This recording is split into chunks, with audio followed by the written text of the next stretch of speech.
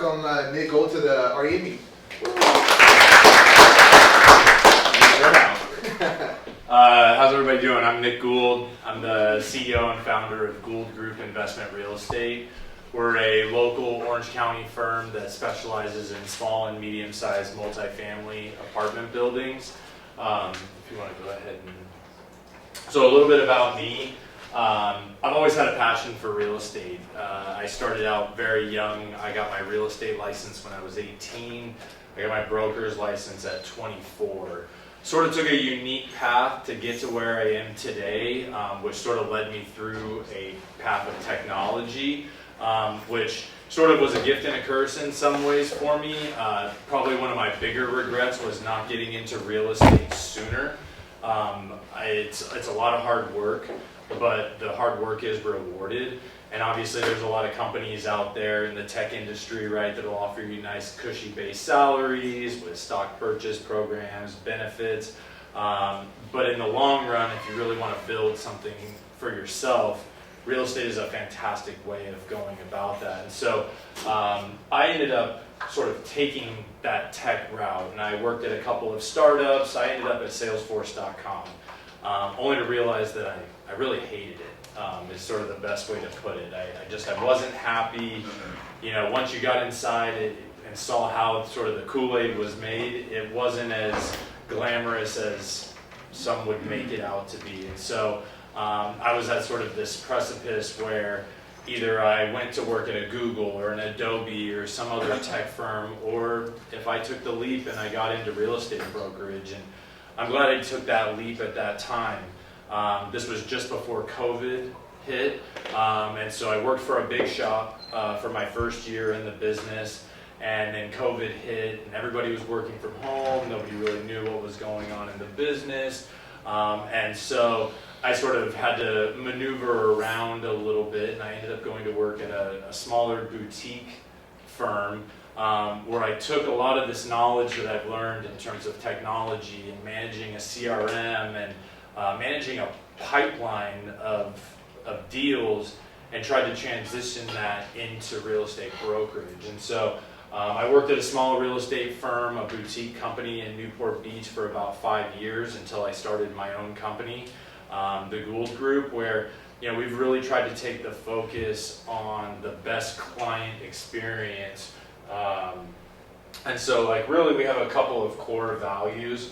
Really, I think the biggest one is delivering the best client experience in multifamily brokerage. You hear a lot about real estate agents, some good, some bad, and it's really about delivering for the client. Whether you're representing a seller or whether you're representing a buyer, you really want to make sure that they feel like they're getting the best deal possible or the best terms. And so we're really hyper-focused on client experience. We focus on the Orange County markets, primarily the coastal regions, the Costa Mesas, the Newport Beaches, Huntingtons, San Clemente's. Those properties in that region, the values tend to be really high, and the cap rates, which I'm sure you guys are talking about, sort of financial analysis, right? Low cap rate deals, but they're really, really high quality assets. And so investors are really interested in them. And so we're trying to use the latest in technology, whether that's CRMs, whether that's the marketing tools that we're using, leveraging social media, all of these different tools to sort of create this world of being omnipresent, right? A lot of times you don't know where your deals are going to come from in brokerage, and a lot of it is just repetitive calling and making the connections, and you get a call out of the blue from somebody that's never talked to you on the phone before, or they've hung the phone up on you 20 times, and they're ready to do a deal. And so being in the right place at the right time, I think, is really valuable. And then obviously there's a lot of talk about AI right now and different AI tools that you can use. I sort of see a future where you're able to connect some of these disparate systems like your CRM and say title information to know when something is transferring hands, that might ping you in your CRM to say, hey, you need to call this person because something's going on with their property, right? And then you sort of make your own luck in that sense. But if you're not doing the basic blocking and tackling, you're going to put yourself behind. And a lot of the legacy brokerages sort of aren't doing those sorts of things. There's so many guys that are still operating out of sort of a 3-ring binder, and that's their database, and they flip through it, and they write notes on it. I'm much more analytical, and I like to look at the reporting and look at my hit rate versus my call rate, and try and find where the white space is and fill those gaps. And so we've sort of said, hey, we want to be a growing firm with a fresh perspective that not only puts the clients first, but puts the team first. So we're really focused on growing the organization. If you want to jump to the next slide. There's some reasons why I think that we're sort of the best firm to be a part of. Is obviously there's room to grow. We're a young firm that is looking for young individuals that want to come in and work hard and make a name for themselves in the business and grow their own sort of book of business, right? This is one of the few industries that you can work in, especially from a brokerage standpoint, where you can make your own hours, you can make your own schedule, you're not beholden to your boss. You can sort of do whatever you want. As long as you're producing, you can be quite successful in the business. Upside, obviously, real estate is an unlimited earning opportunity business, and for the people that put the time and the energy in, they see the benefits and the rewards. It is a long game, and I think that's one thing that so many of the younger people that I talk to who want to get into the business really struggle with is the amount of time it takes to break in from when you start in the business until you're making your first 6-figure paycheck. It's a long period of time that you really have to dedicate yourself and make some sacrifices. When your friends are out having fun, partying, you may be in the office making cold calls or working on your next pitch, but I can assure you that 10 years down the road from now, you're going to be laughing on your way to your Hawaiian vacation or wherever you want to go while your friends are slaving away at their jobs. Multifamily is sort of our niche, and it's small to medium-sized multifamily, which has been really, really powerful. Obviously, we hear a lot about housing and a shortfall in housing across California, the nation in general. And so what it's done is it's driven a lot of investors to want to invest in these smaller assets. They're private capital owners. We don't really deal with a lot of big corporations. We deal with primarily just individuals, doctors, lawyers, investment professionals that want to put their money to work in these assets. And we've seen massive appreciation, and there's very low inventory, so it continues pushing the values up. And even though there is some stagnation in the market, there's a massive demand for these assets because they're not building anymore. And if you look, some of these 5 and 10 unit apartment buildings that are out there, if they had a catastrophic loss, they wouldn't be able to replace that same asset that's there right now, given new zoning and setback laws. But then on the flip side, the state is requiring you to replace it with at a minimum or more than the units that you have. So it's really this weird period where there's not much development, but the stock that is available is aging, and it's just staying extremely valuable. And so we are looking to hire. This is sort of the reason why I wanted to come in and chat with you folks, is that we have several open positions available. I realize that most of you guys are still in school, but I'm looking for sort of a young, fresh perspective to come in and sort of change the way that the business is done. And so the things that we're really looking for are people that are driven and passionate about real estate. I think that's number one. If you have that passion for real estate, you can be willing to sort of look at it from the long-term growth mindset and not be thinking about the short term. What can I do in a year, but what can I be doing in 5 years, in 10 years, in 20 years? And that's really where the power of the business starts to come into play. I have a property for sale in downtown Huntington Beach. I've called on this family for years and years and years, nothing ever. I talk to them all the time, very nice on the phone.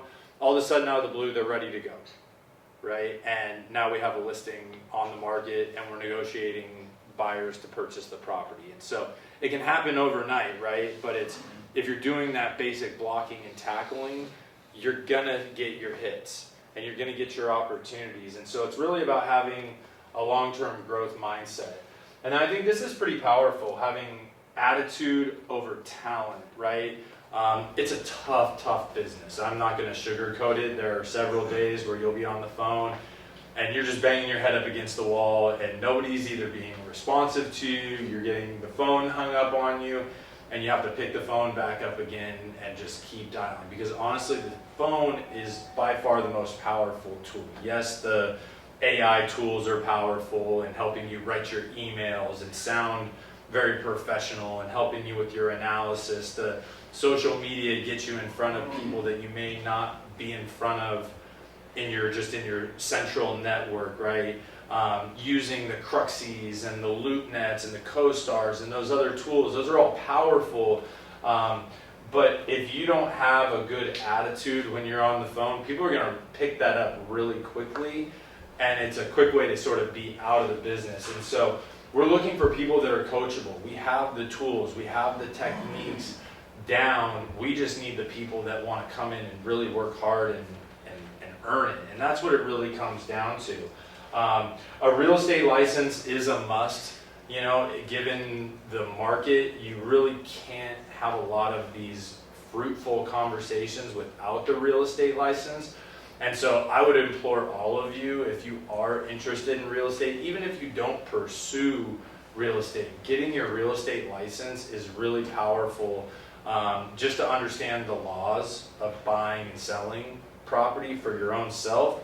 But if this is something that you want to be in, the best way to have the highest success is to be licensed and working on the deals. And so I wanted to keep this fairly short. I want to keep it interactive. I'm sure you guys have some questions. You guys are working on various projects here at the school. So I'm curious, sort of your guys' thoughts, questions. So I have two questions. Sure. What's the most difficult part of your job, and what's the most rewarding part of your job? The most difficult part of the job is probably finding the deals. The most rewarding part of the job is celebrating the closings. Yeah. Also, I think going back to a couple of slides back, the client experience. I love when I get done working with somebody and they say, wow, you made this so easy for me. You made this streamlined process. Hearing that from people is really powerful, and it goes a long way in terms of referrals. So that, I'd say those are like the hardest and most rewarding parts. I'm actually doing a project on multifamily. I'm actually doing a project, a group presentation on a 15 unit. Okay. What's a good cap rate? Depends on the market. Where is it located? In Oklahoma. I found it on LoopNet. So. Okay. So it's interesting. If I look at it from just the Southern California perspective and Orange County as a whole, just the markets that I track most closely, the coastal deals seem to transact at the lowest cap rates. Right now, anywhere from like a 2.5 cap rate to maybe a 4 cap rate. The further inland you go, you start seeing like 5s and 6s. There is sort of an interesting outlier right now, and that's the city of Santa Ana. Santa Ana put in their own citywide rent control bill that is very, very hard on the landlords and caps rents at 2% or 80% of CPI, whichever is lower. And so it's really hard to keep up with the market rents on those properties, coupled with just some of the management challenges. And so I'm seeing deals in that market transact in like the 7 cap range. In Oklahoma, you're probably closer to like that 6 to 7 cap range would probably be most realistic if I had to guess. Yeah, I did a quick little analysis, but yeah, I'm like at 6 something. Okay, yeah, and so you're just doing a basic NOI calculation and then just dividing by sales price. Okay, yeah. So why would an investor invest in a multi-family unit in, along the coast where they get a 2.5% cap rate when they could invest inland and get a 6% cap to it?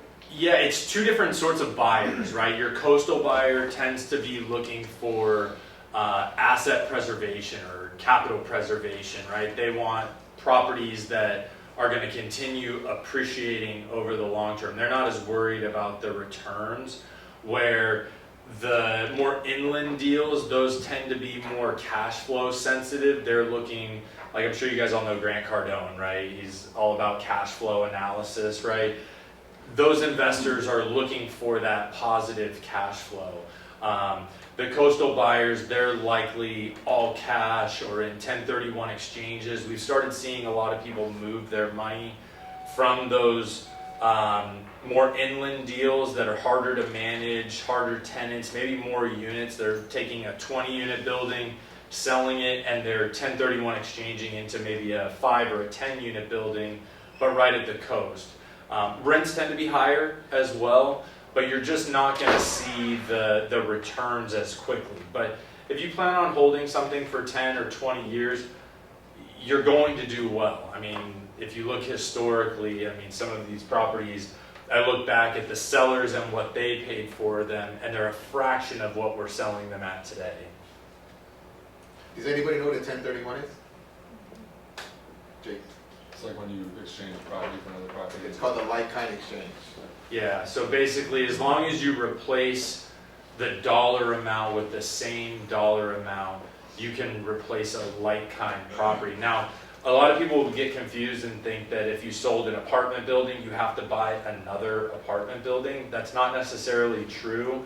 It just has to generate income. So you could sell an apartment building and buy a warehouse or a office building or some other type of real estate, but it has to be real estate for real estate to qualify. Yeah? And then as far as like your kind of CRMs that are using the latest technology and all that, Yeah. is a big part of that like your social media retention and kind of like the data that you get from that, or is that a different kind of? Yeah, so I'd love to see a world, and I don't think we're quite there yet, where you're able to capture all that data in all those different places and then plug it all into one center. It is a little bit of a manual task right now. I use Salesforce for my database, although I didn't enjoy working at the company.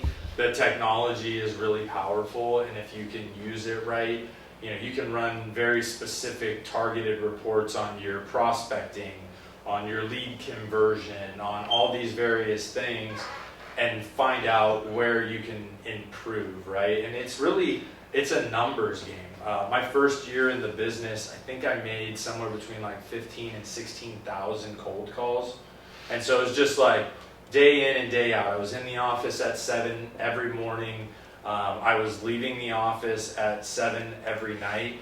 I sort of, like I said, I was in tech and I had a nice base salary to having nothing. And so I was so committed to being successful in the business that I was sort of willing to do whatever it took. And so that if that meant moonlighting at night and working in a restaurant or delivering food just to make ends meet, I was willing to do it because I was so passionate about making this my career path. And although it was hard and it was mentally very challenging a lot of days, the reward was definitely worthwhile. Looking back, it seemed like it was really hard then, but it's all worth it now.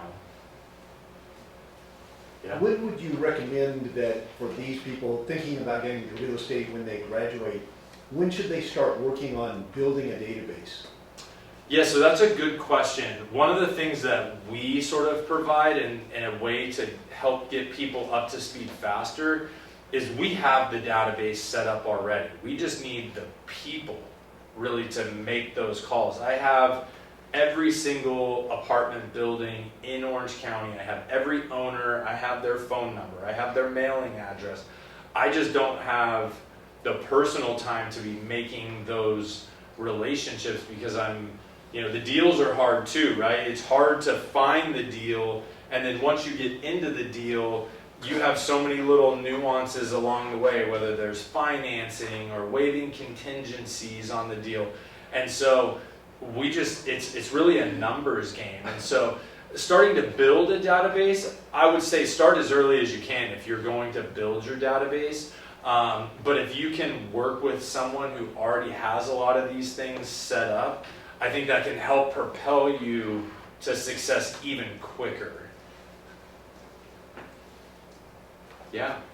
When you have a deal and then you want to marketing to the buyer, like potential buyer, what kind of marketing strategies you use, like digital marketing or traditional marketing? So we sort of do a little bit of everything. We do a lot of digital marketing. So we do social media on Instagram, on LinkedIn, and we'll post our listings. We'll post just closed marketing information.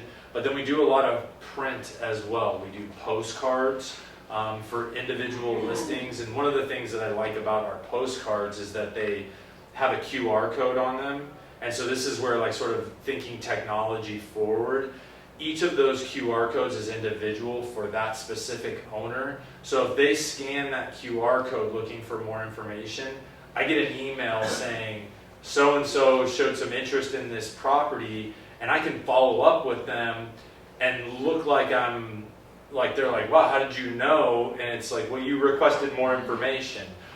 We also do a lot of just like pure print information, like just, standard letter size envelopes, handwritten with a stamp on them. And so you don't really know which method of marketing is going to work for which person. So you kind of have to do it all. I would say the majority of the owners of these properties that I work with, they tend to be older. They've owned these properties for a lot of years, and so they're probably not on Instagram, looking at the things I'm posting on Instagram, but they're probably checking their mail, and if they see a handwritten envelope with a stamp on it, odds are they're going to open that up. And they may call, they may not call, but at least they're seeing your name, right? So then you're starting to grow your awareness, and I think that's what's really important. I have a question. Yeah. Multifamily. Like, Yeah. out of all the broad aspects of commercial real estate, like what drew you to multifamily in particular, especially in Orange County off the coast where it's more expensive, where, like you said, the demand's high, but the supply is not there? I guess in a way it was fate, is what drove me to multifamily. If you would have asked me 10 years ago, I probably would have said no way. But when things were concluding at Salesforce and I sort of said, okay, this is the path that I am going to take, I reached out to several brokerage houses. I had several interviews. The two options that I sort of had at the time were to work at a large firm with a local team doing multifamily, or to work for another larger firm, but in the Inland Empire, selling self-storage on the East Coast. And so it was like, be in the office at 4 a.m. every morning, calling New York, driving an hour to the Inland Empire, versus working at an office in Irvine, selling properties in the neighborhood that I live in. It was sort of an easy choice. And then you start doing the research and you see how in demand the product type is. And although it was fate that got me to it, I'm glad that fate worked the way it did. Yeah. Have cold calls been, like, would you say the vast majority of your leads, or is there another source of marketing that is kind of out there somewhere? I mean, the phone is the most powerful tool, no doubt about it. I would tell you that you're likely not going to pick up the phone and call somebody and them say, I'm ready to sell my building, right? It's going to be providing information on the market. It's becoming sort of that trusted advisor. So when they are ready to do something, they know that your name, whether it's the voicemails you've left or the actual conversations that you've had. But I would say that's sort of like the cold calling is still, like, I would say, the most powerful means of finding the deals. You'll get calls in from, your goal is to get calls in, right? You want to be receiving calls from people saying, hey, I saw that you just closed this deal, or I saw you just listed this deal. What do you think mine's worth, right? Like that's like your Shangri-La moment, right? Where it's like everything comes into place. But at the end of the day, there is no more powerful tool than just literally creating the opportunities out of thin air, more or less. You have a question? Yeah.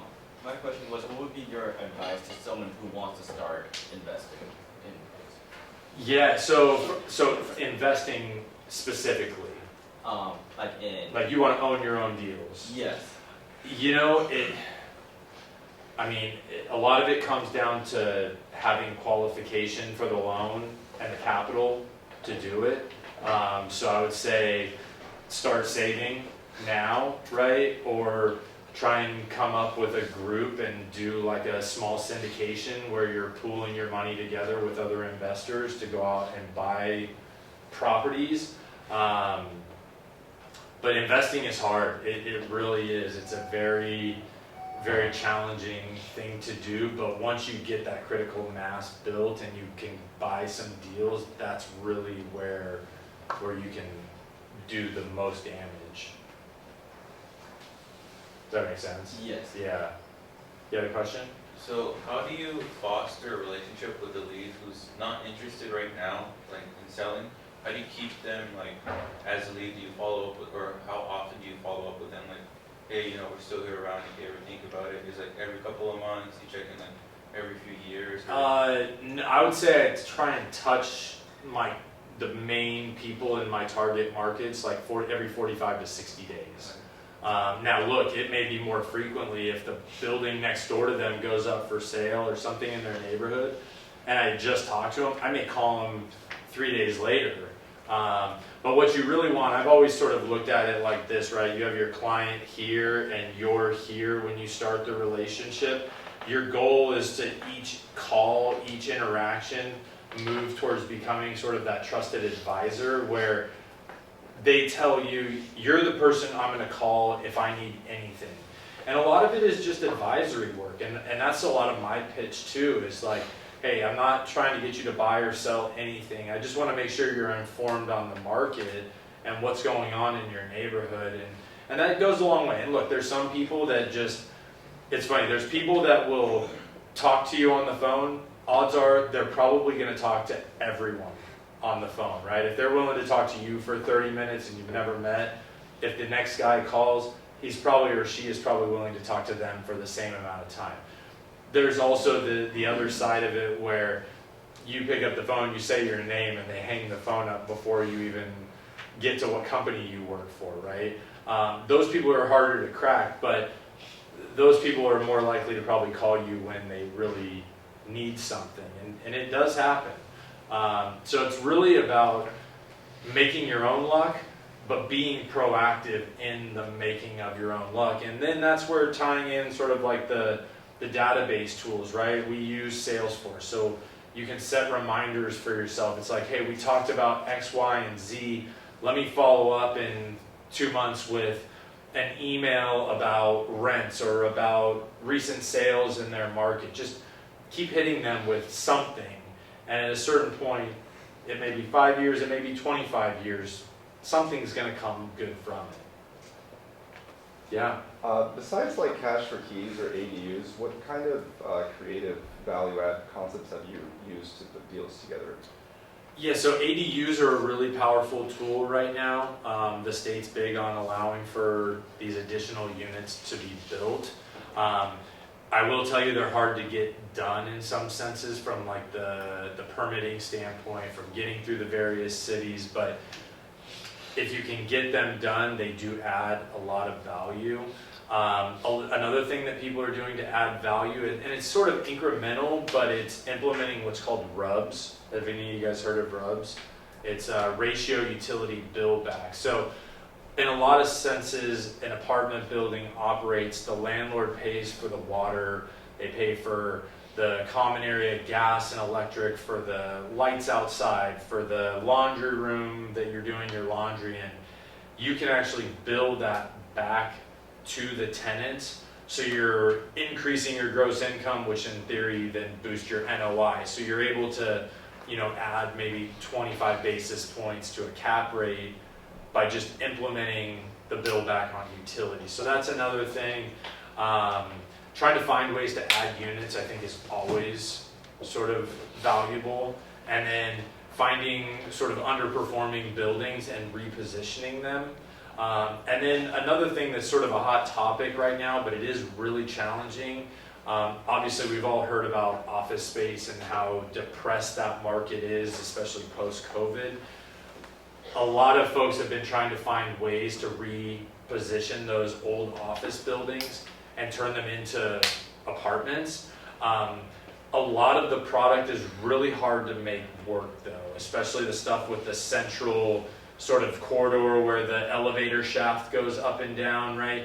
And you're trying to build around it and having bedrooms that all have a window. It just makes it really hard. And in a lot of those senses, it's actually cheaper to just bulldoze the property and then build brand new construction versus trying to modify what's there.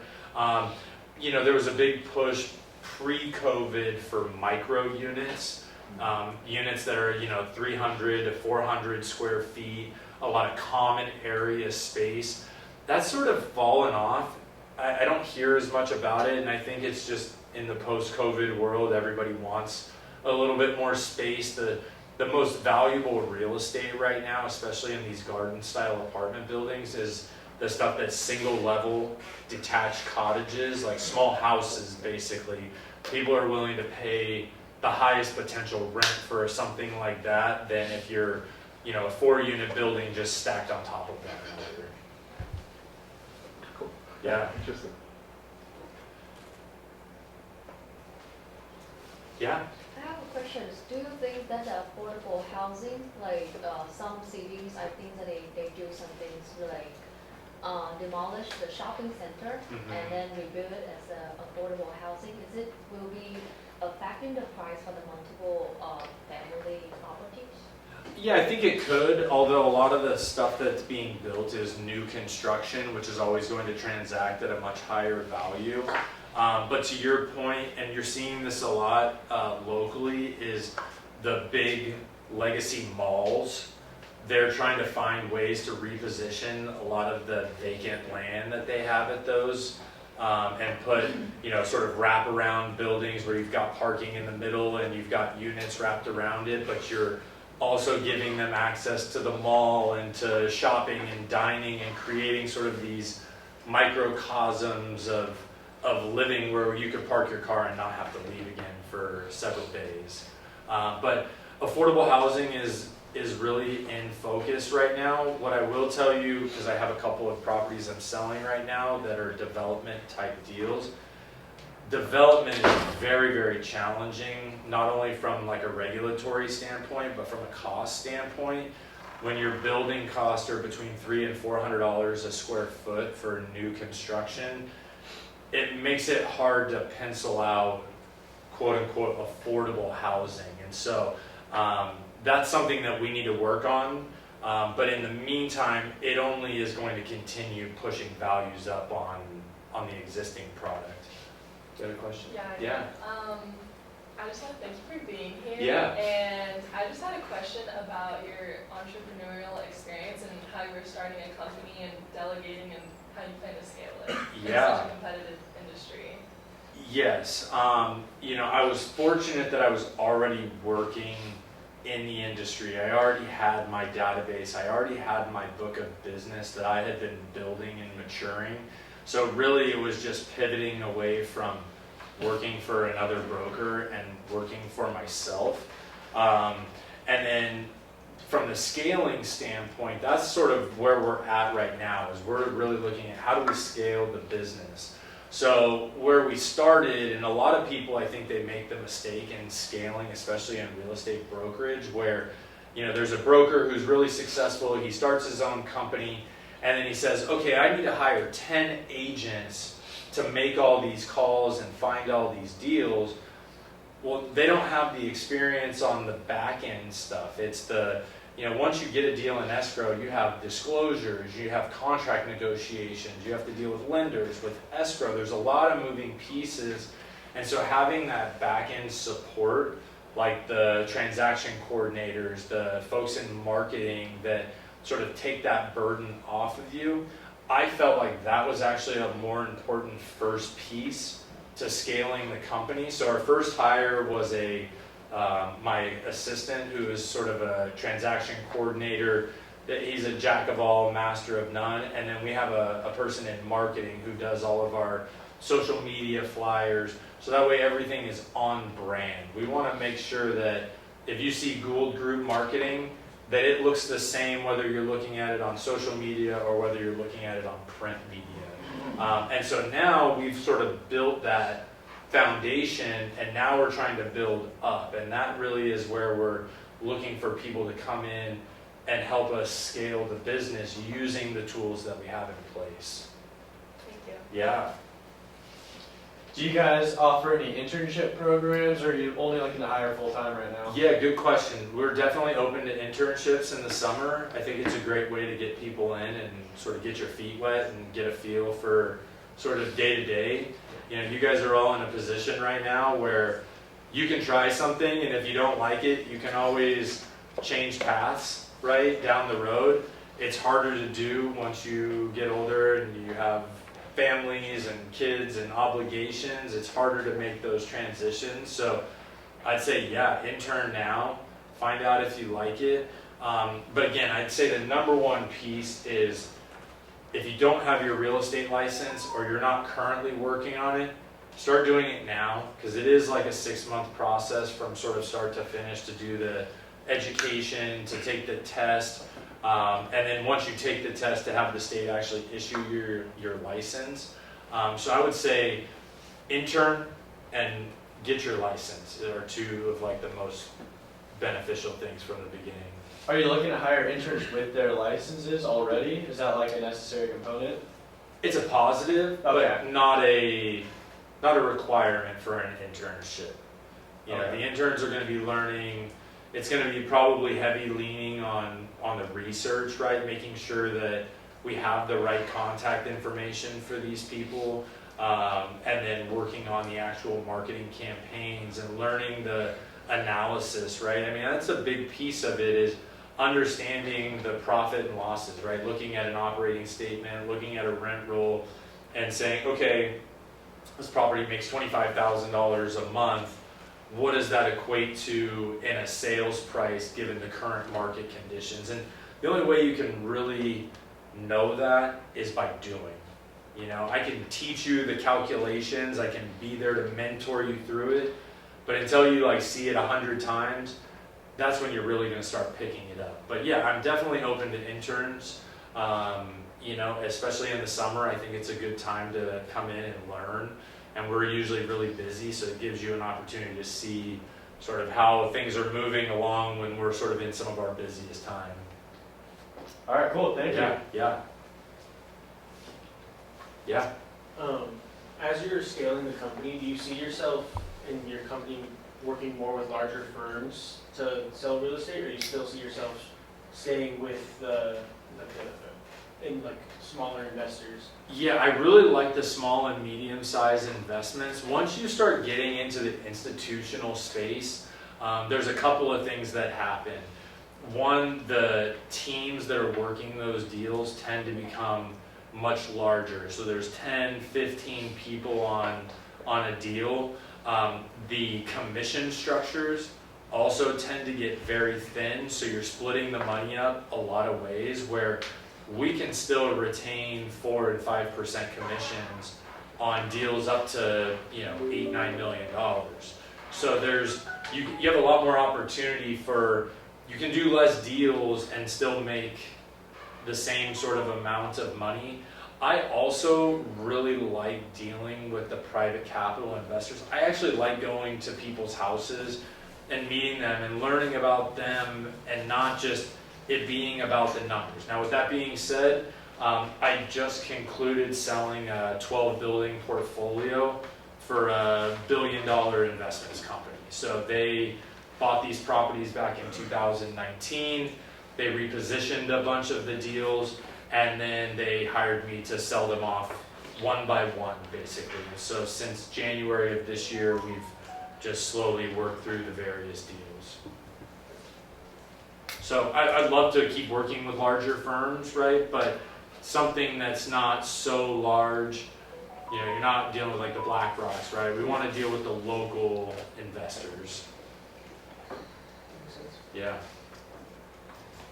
Like for that portfolio you've been selling off, how long has the average deal transaction been, like the time between like the deal starts to end?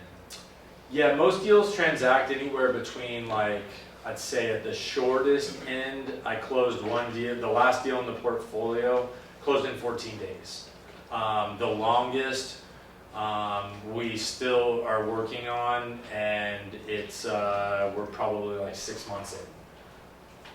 But the larger the deal, the more likely there are to be the delays. The smaller deals, they can transact fairly quick, especially. So I guess one thing to point out too on the various deal sizes, anything that's 2 to 4 units is technically a residential sale. So you can put residential financing on a property like that. So if you were to live in it, you could put as low as 20% down. For just an investor, 30% down. Once you move over 5 units up to 1,000 or more, it becomes a commercial loan. And it's not the strength of the borrower, it's the strength of the property's income generation. And so some of those deals may require 50, 60% down payments, which, you know, then require a lot more capital, and it narrows the buyer pool down significantly. Yeah. Well, it looks like pizza's on the way, guys. Daniel's actually in traffic right now, so if you guys want to wait for pizza, and also Nick, if you want to stay around and answer some questions individually, I know John and Jake were interested in some intern opportunities. Yeah. So please, if anybody wants to stop by and give Nick a show up his ear, by all means. So thank you very much, Nick. Woo!